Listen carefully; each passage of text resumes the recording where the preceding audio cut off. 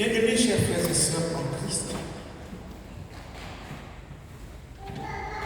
trois histoires racontées par Jésus au chapitre 19 qui précède notre texte de ce jour. Et de ces trois histoires qui sont racontées, il y a celle des enfants qu'on essaie d'empêcher de venir à Jésus. Peut-être comme notre enfant qui essaye de courir. Les gens essaient d'empêcher ces enfants de venir à Jésus pour qu'il les bénisse. Ça, c'est la première histoire. Puis, celle du jeune homme riche. Et enfin, la réponse à la question que se posent les disciples sur leur sort, eux qui ont tout quitté pour suivre Jésus. Jésus conclut par cette célèbre phrase: bien des premiers seront les derniers, et bien des derniers seront les premiers. Matthieu 19, verset 39. Notre péricope, le texte de Matthieu que nous avons lu en dernier, commence par car, en effet, selon les versions, et montre qu'on est à la suite de ce que Jésus vient de dire plus haut. Ici, il se sert d'une autre histoire pour présenter à quoi le royaume des cieux ressemble. Notons que quand Jésus dit plusieurs des premiers seront les derniers et plusieurs des derniers seront les premiers, il ne dit pas que tous les premiers seront les derniers et ni que tous les derniers seront les premiers, mais il dit plusieurs. Ce qui veut dire qu'il y en a, n'est-ce pas, des premiers qui resteront premiers et des derniers qui resteront derniers. Ça, c'est une chose qu'il nous fallait relever. À quoi fait-il donc référence lorsqu'il parle de la sorte? Il y a deux interprétations qui reviennent le plus souvent et ne s'excluent pas d'ailleurs.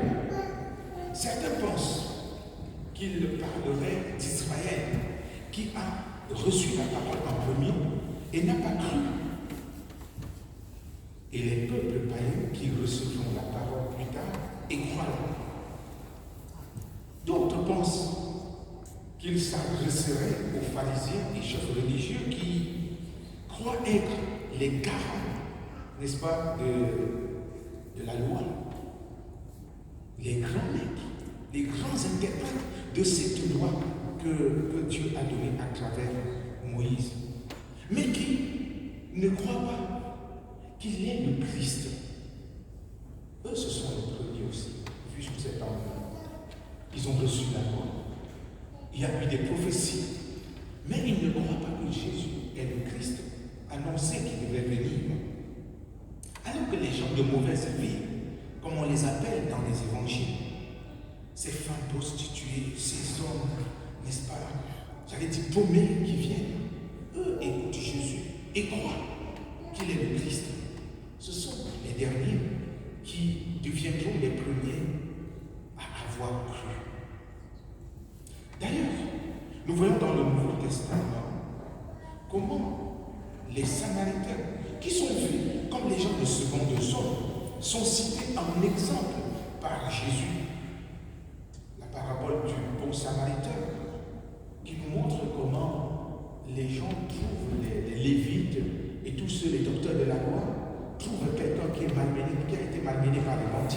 Il passe outre. Et le Samaritain qui passe s'arrête. Et il y a aussi cette question de la femme samaritaine de Jean. Cette femme qui était prostituée et qui rencontre Jésus, entre en dialogue avec lui et devient donc cette première qui va aller annoncer l'évangile à son peuple. Et son peuple sera converti à Jésus. Revenons donc à notre texte pour essayer d'en saisir les contours. Le royaume des cieux est semblable. Cette expression est assez significative. Parce que lorsqu'on dit semblable, cela ne veut pas dire que le royaume des cieux est cela même c'est une illustration sans représenter l'ensemble de ce que nous pouvons avoir de royaume des cieux. C'est pour cela que dans la Bible, nous avons plusieurs histoires, j'appelle ça comme ça, paraboles, que Jésus raconte pour essayer de présenter ce que peut être le royaume des cieux. Parce qu'au fil de son enseignement, il se rend compte que ceux qui sont avec lui ne parviennent pas toujours à saisir. Mais en grand pédagogue, Jésus montre progressivement les différentes facettes pour amener ceux qui l'écoutent à entrer, n'est-ce pas, dans cette compréhension et acceptation surtout de ce que c'est que le royaume de Dieu. Ici, Jésus nous présente un maître de maison qui a besoin des ouvriers pour sa vie. Il sort et il va à un lieu, un grand lieu. Je voudrais simplement préciser que il y avait ce lieu qu'on appelait l'Agora, un grand lieu où les gens se rassemblaient, qui était le lieu où on venait chercher du travail. C'est-à-dire que ceux qui voulaient, c'était comme un lieu de rencontre, où les gens, les mercenaires, comme on appelle mercenaires ici, ne veut pas dire ceux qui maîtrisent, mais ceux qui voulaient mettre leurs muscles, leur savoir, j'allais dire savoir cultiver, savoir, au service des grands maîtres de champs ou des grands propriétaires, c'est mieux. Alors, ils se retrouvaient et ces propriétaires venaient pour prendre les ouvriers dont ils avaient besoin pour la mission qu'ils pouvaient leur confier. Cela se faisait sur la journée. Donc, il n'y avait pas de contrat pour les CDI que nous avons aujourd'hui, ou les CDD, ou l'intérim, mais c'est un peu comme on peut dire les intérimaires. Il vient le matin, on le prend, on le paye pour ce qu'il a fait dans la journée. Ici donc, il vient, il a besoin des ouvriers pour sa vie. Les premiers ouvriers sont choisis le matin. Et dans ce matin, il n'y a pas de précision horaire. On a dit le matin. Après, il revient. Peut-être qu'il se rend compte que il faut encore des ouvriers dans sa vie. Il revient maintenant à la 3e heure. Notons que dans le découpage de la journée dans le judaïsme, chez les Juifs à l'époque, la première heure c'était 6 heures. Donc la journée commençait à 6 heures. Donc si nous considérons que les premiers ouvriers ont été pris à 6 heures, alors la 3e heure serait 9 heures de notre heure. Il vient, il prend encore des ouvriers, il trouve des gens. Il les met à l'ouvrage. Puis il revient à la 3e heure, c'est-à-dire les 3e à la 6e heure, autant pour moi, c'est-à-dire à 12 heures. En mi-journée, il vient, il prend encore des ouvriers et dit qu'est-ce que vous avez à vous? Il les met à l'ouvrage. Puis à la 9e heure, qui correspond à 15 heures de notre heure, il prend encore des ouvriers. Et enfin, à la 11e heure, à 17 heures, la journée s'arrêtant à 18 heures, du moins la journée de travail, à 18 heures. Alors il sort, il leur pose la question, mais vous êtes là, vous ne faites rien. Et il répond, personne ne nous a pris pour le travail. Et c'est pour ça que nous sommes là. Alors il dit, vous aussi, allez travailler. Remarquons que chaque fois que le maître prend des gens, d'abord, pour les premiers, il établit un contrat. Il y a un contrat clair. Vous allez travailler et je vais vous payer un denier. Et un denier correspondait à la ration qui était nécessaire à quelqu'un pour vivre décemment, entre guillemets, pour une journée. Donc on suppose pour lui et sa famille, il pouvait vivre d'un denier par jour. Donc, et il avait convenu, le maître avait pris soin donc de définir les contours du contrat tel que les ouvriers l'acceptent. Parce que le texte nous dit que c'était une convenance, il y avait un contrat qui les amenait à accepter cela. Quant aux autres, le maître lui dit, je vous donnerai ce qui est juste. Dans ce cas, c'est le maître là qui s'engage parce qu'il sait que le temps du contrat pour une journée est passé. mais je vous donnerai ce qui est juste. En d'autres termes, ce qui peut vous permettre de vivre pour une journée, de rentrer et de vous occuper de vous et de votre famille. Le soir venu donc, le maître s'assoit pour pouvoir payer. Et le texte nous dit que il remet en commençant par ce qu'il a pris et à ce moment il leur donne un denier. Et au fur et à mesure, un denier. Et quand il arrive sur ceux qu'il a pris depuis le matin, ça dit depuis 6 heures, mais ceux-là s'attendaient à recevoir beaucoup plus. Et là, surprise, ils ont aussi un denier. Et ils se fâchent. Ils disent au maître, mais comment tu peux nous donner un denier alors que nous sommes là depuis le matin? C'est nous qui avons fait plein pot. Comment peux-tu nous donner un denier? Dans cette revendication, nous pouvons relever qu'il y a quand même une accusation. Ils sont en train d'accuser, n'est-ce pas, le maître ou le propriétaire d'être injuste. On le taxe d'un homme d'être un homme injuste. En relisant cela, nous constatons que le salaire n'est pas remis en privé, donc chacun n'a pas reçu un virement dans son compte. Si je peux contester, ça veut dire que j'ai vu ce qu'on a donné aux autres. Donc, la paie se faisait en public. Pour qu'il y ait des témoins, pour que quelqu'un n'aille pas dire on ne m'a pas payé. Mais ici, tout le monde est témoin de ce que chacun a reçu son salaire. Alors, nous pourrions, frères et sœurs, avoir différents sens dans cette parabole. D'abord, les différentes heures peuvent être vues comme les différentes étapes du plan ou projet de salut de Dieu pour notre humanité. À chaque étape, il y a des gens qu'il choisit et utilise pour son œuvre. Ça peut aussi être les différentes étapes des alliances qu'il a conclues avec l'humanité. Il y a eu un temps où il a choisi Abraham, il a choisi Adam et Ève, il a choisi Abraham, il a choisi il y en a beaucoup, Moïse, il a choisi des prophètes, il a choisi beaucoup de personnes pour l'alliance. Et il choisit d'envoyer son fils. Et en dernier lieu, il choisit l'Église.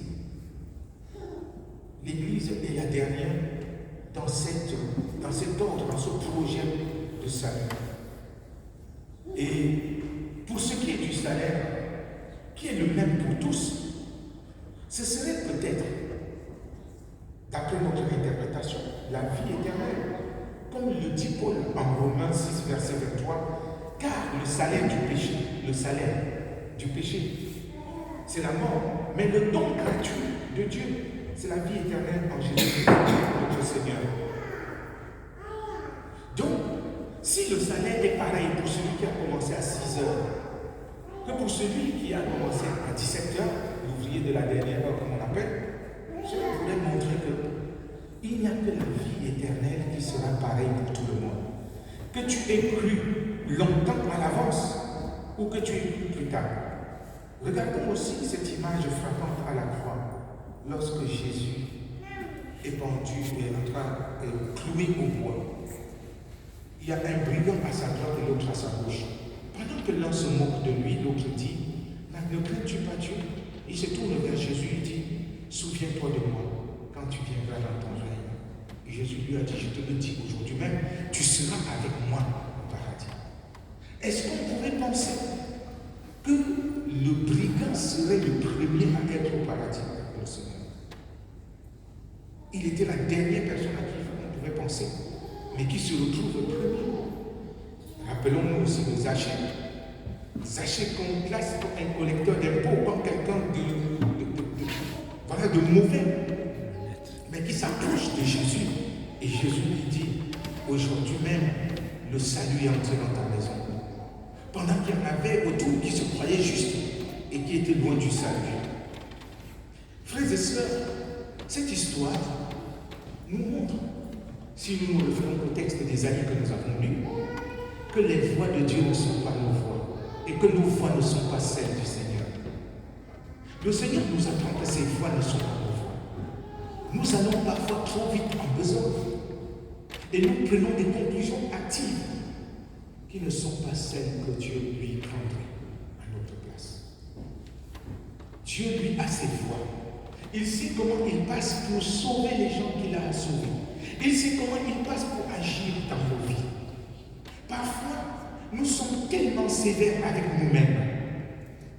Nous passons par des moments difficiles et nous pensons que oh, c'est parce que j'ai péché, c'est parce que je suis maudit, c'est parce qu'il y a telle chose. Et pourtant, Dieu nous aime. Et pourtant, Dieu veut faire des choses dans nos vies. Mais nous sommes tellement emballés par la culpabilité que nous ne parvenons pas à en sortir pour accueillir avec bienveillance, avec amour, avec humilité de cœur le salaire, j'allais dire le bien que le Seigneur a besoin de déposer dans notre cœur. Nous passons à côté parce que nous sommes enfermés dans notre culpabilité. Les voies du Seigneur ne sont pas nos voies. Il est important pour chaque chrétien de véritablement se retourner vers Dieu et d'accueillir avec bienveillance ce que le Seigneur a envie de déposer dans son cœur. Quand nous regardons à cette parabole qui rejoint les situations de nos vies, et nous pouvons aussi voir dans ce que Paul a dit, n'est-ce pas, dans l'Épître aux Philippiens, lorsqu'il déclare que pour lui, la vie n'est pas de, je paraphrase, mourir pour lui est un gain, parce que sa vie, il l'a en Christ. Et gain peut aussi faire référence au salaire. Pour lui, le salaire qui lui importe, c'est d'être en Christ. C'est de mourir pour le Christ, c'est d'être dans ce que Dieu veut qu'il soit, dans ce que le Seigneur Jésus veut qu'il soit. Alors, frères et sœurs, nous revenons donc à cette histoire de salaire. Les gens peuvent dire que le maître là est injuste. Mais rappelons-nous qu'il a respecté le contrat qu'il a établi avec les gens. Il a respecté le contrat. Et il est libre de faire à l'autre ce que bon lui semble. Et il a tenu sa promesse. Il a dit, je te donnerai aux autres ouvriers, je vous donnerai ce qui est juste. Mais comment en vouloir au maître qui agit selon la justice et la bonté? Il estime que cela, en fait, s'il les fait travailler 1 heure, et il leur donne la proportion du salaire d'1 heure, vaudrait mieux les laisser sans travail, parce que ça ne leur servirait à rien. À rien du tout. Parce qu'ils ne peuvent pas manger avec ce salaire-là, ils ne peuvent pas nourrir leur famille, ils ne vont rien faire avec ça. Mais le maître dans sa justice, le maître dans sa magnanimité, dans sa bonté, dans sa miséricorde, dit, il a fait 1 heure, mais ses besoins, c'est bien au-delà du travail d'1 heure. Et je lui donne ce qui est nécessaire. Frères et sœurs, le Seigneur, aujourd'hui encore, voudrait nous dire, nous ne devons pas être tristes. Si nous avons l'impression que nous sommes à l'église depuis longtemps, nous servons le Seigneur depuis belle lurette, et notre vie semble toujours ne pas être sur les rails. Nous avons le sentiment d'avoir tous les malheurs du monde, alors que ceux qui sont là seulement depuis quelques jours, on les voit rayonner, on les voit presque avoir de la considération plus que nous. Non, que ces pensées ne nous traversent pas. Dieu sait ce qu'il fait de chacune des vies de ses enfants. Il dit, vous avez du prix à mes yeux. Vous avez du prix aux yeux de Dieu. Ce n'est pas parce qu'il y a des épreuves, ce n'est pas parce qu'il y a des prières qui ne sont pas exaucées. Ce n'est pas parce que les choses semblent ne pas aller que Dieu vous a abandonné. Non. Parfois, c'est vous j'allais dire, c'est nous qui lâchons la main de Dieu. Dans des épreuves, c'est nous qui lâchons sa main. Regardez un peu.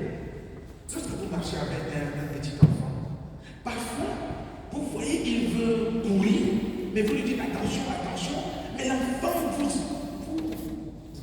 secoue tellement que vous dites, je vais le laisser courir un peu. Après 2-3 pas, pouf, il tombe. Et vous courez à son secours. Et l'enfant se met à pleurer. Bon, est-ce qu'il pleure simplement parce qu'il s'est fait mal? Oui, il pleure parce qu'il peut se dire, mais où étais-tu pour pouvoir m'arrêter ce que je dois faire? Finalement, l'enfant a lâché votre main et a pris son envol seul. Mais vous ne l'avez pas perdu de vue. Vous l'avez suivi du regard. C'est pourquoi lorsqu'il est tombé, vous avez accouru tout de suite pour pouvoir le relever. C'est pareil. Le Seigneur nous tient la main. Et parfois, nous lâchons la main du Seigneur avec le sentiment qu'il nous étouffe. Il nous lâche. Mais il ne nous perd pas de vue. Il continue de nous suivre de son regard. Lorsque nous sommes en difficulté, il est là. En tant qu'enfant de Dieu, chaque fois que tu es en difficulté, tu es avec toi. Il est à côté de toi. Mais parfois tu oublies de lui dire, Père, ça ne va pas. Ayons l'humilité, le courage de dire, Père, ça ne va pas. Parlons-lui, Père, ça ne va pas. Je n'en peux plus. J'ai besoin de toi. J'ai besoin que tu me relèves. J'ai besoin que tu me dises quelque chose. J'ai besoin que tu interviennes. Quelle faute, Seigneur, ne pardonnerais-tu pas?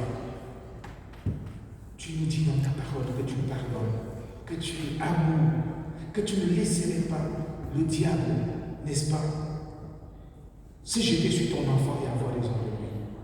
Toi, tu as vaincu la mort, s'il te plaît. Vole au secours de ma vie. Oui, frères et sœurs, le Seigneur nous invite à entrer dans son projet de vie pour le rayonnement de son royaume qui commence ici, aujourd'hui, pour se poursuivre dans l'éternité. Sachons que les voies du Seigneur ne sont pas nos voies. Pendant que nous croyons qu'il va nous faire des faveurs, parce que nous sommes là depuis, lui, il pense autrement. Et il dit, je voudrais faire du bien à tout le monde. Qu'il soit chrétien ou pas, il est libre de faire du bien à tout le monde. Alors, si nous avons compris cela, nous pouvons nous dire que pour nous, mourir est un gain parce que nous mourons pour le Christ. Il ne s'agit pas de se donner la mort, il ne s'agit pas d'être kamikaze, mais il s'agit de faire l'œuvre de Dieu, même si cela peut nous coûter la vie. Que le Seigneur nous donne la force de lui faire confiance, qu'il nous donne la force de nous relever et de cheminer avec lui en tout temps et en tout lieu. Car ses voies ne sont pas nos voies et nos pensées ne sont pas ses pensées.